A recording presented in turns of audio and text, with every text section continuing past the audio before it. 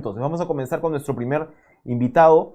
Jorge Zapata Ríos es el presidente de CONFIEP, gremio que además ha emitido un comunicado sumamente interesante en conjunto con la CGTP, en el cual reclaman una agenda en común. Precisamente, en este caso, trabajadores y empresarios plantean puntos mínimos de consenso que deberían también animar no solamente el mensaje de la nación, sino las propuestas de los candidatos presidenciales con miras a la elección del 2026, procesos que por supuesto serán cruciales para la democracia y el desarrollo del país.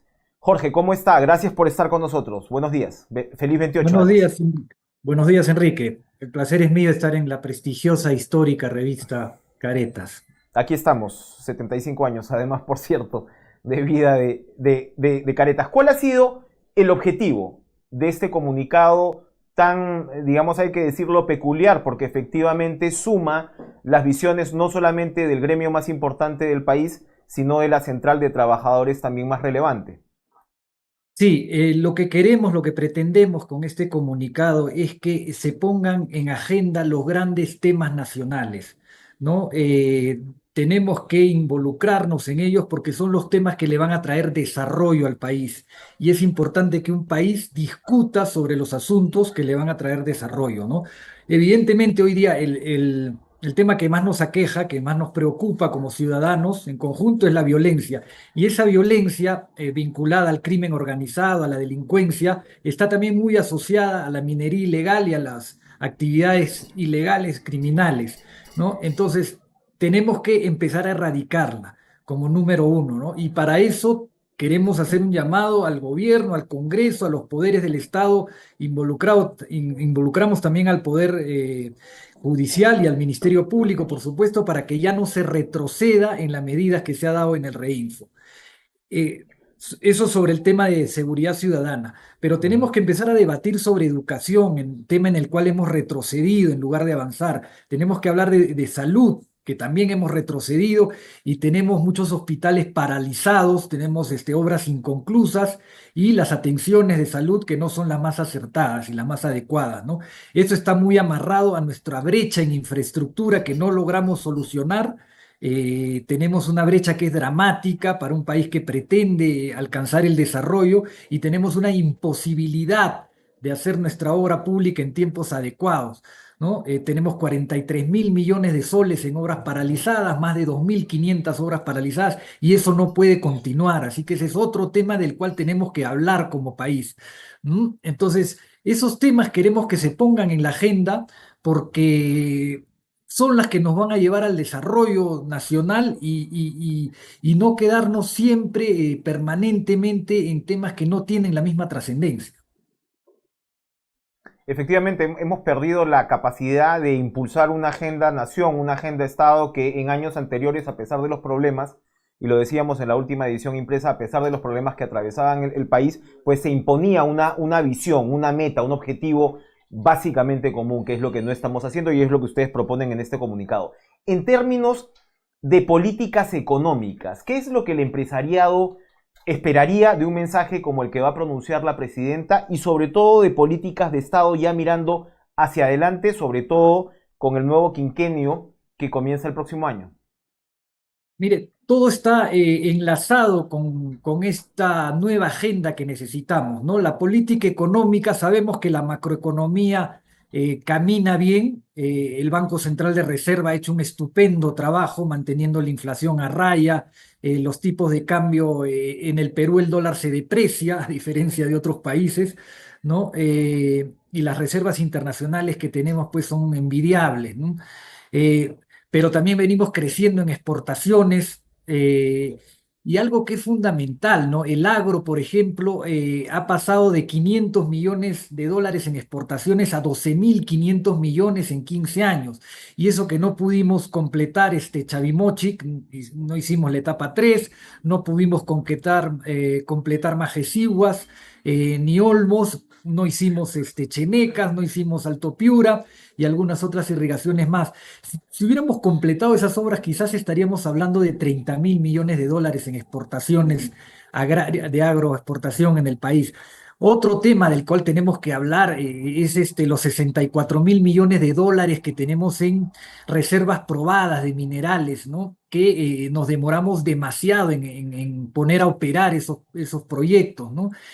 Otros temas que tenemos que hablar es que tenemos que explorar más el país. Ustedes lo han mencionado bien en el último número de Caretas. Con relación a este yacimiento descubierto frente a las costas de La Libertad, y parece que hubiera otro yacimiento muy importante, tan grande o más que el anterior frente a las costas de Tumbes.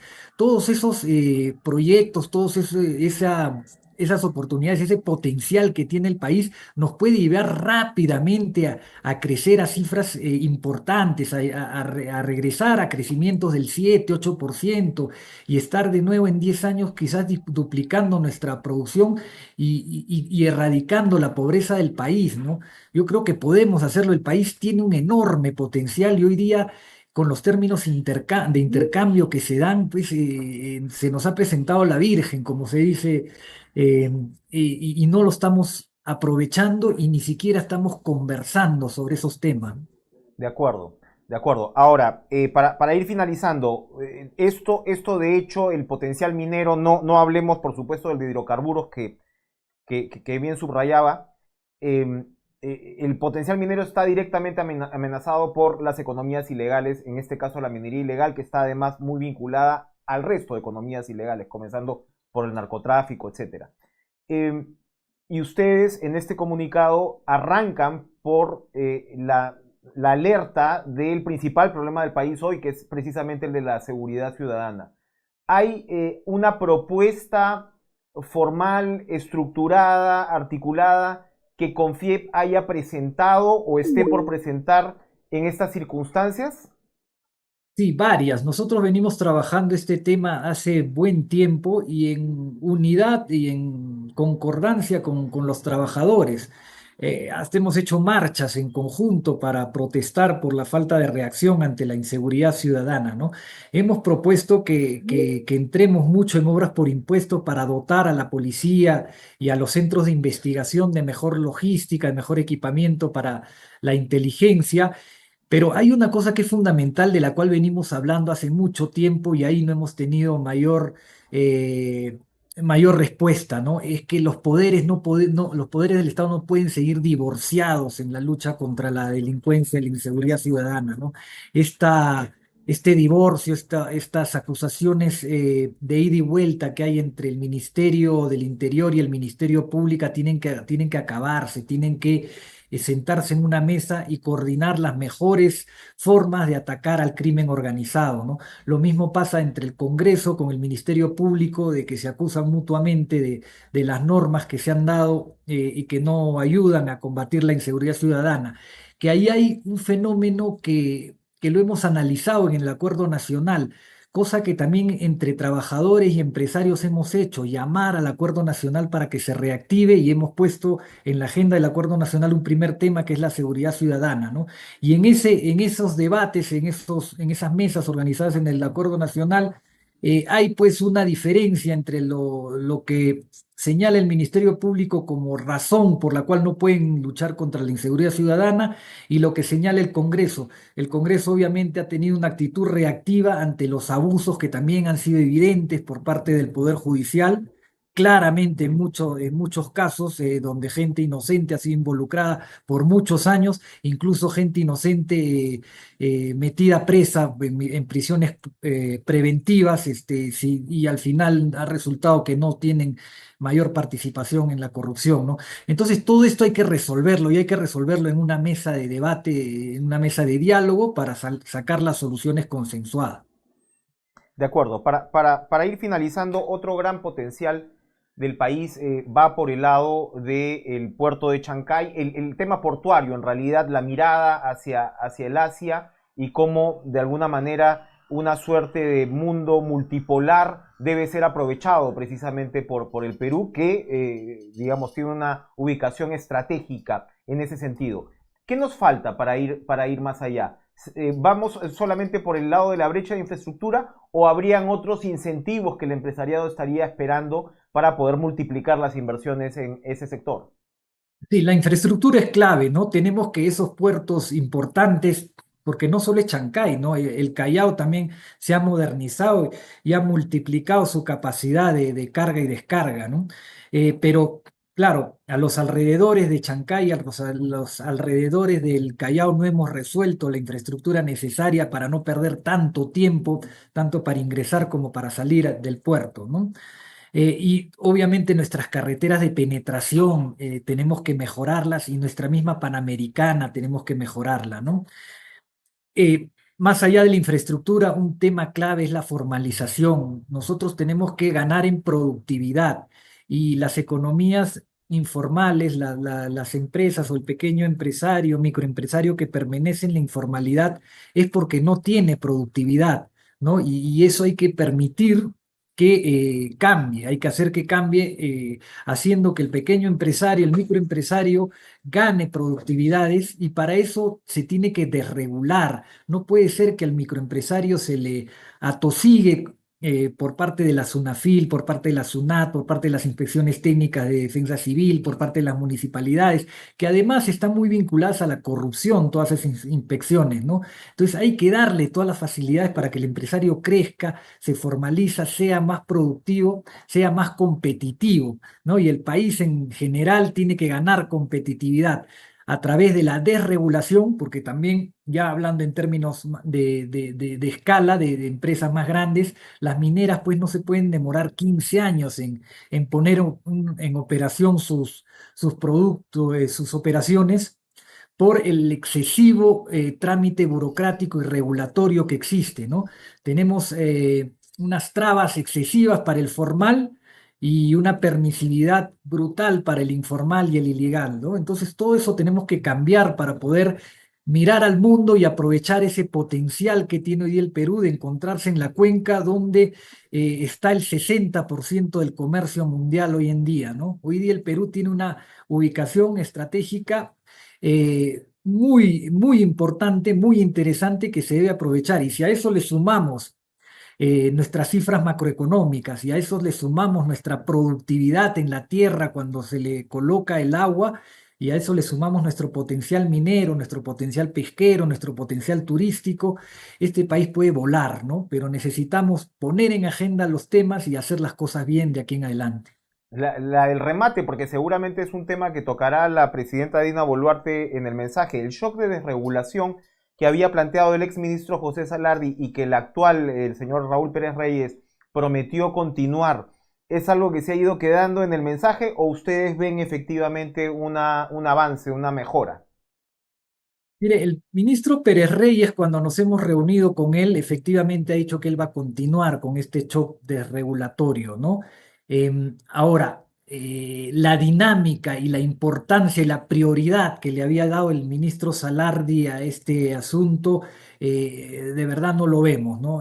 Salardi era un ministro que había comprado este tema al 100% y quería meterse de cabeza en él, ¿no? Y todas las semanas anunciaba que tenía nuevos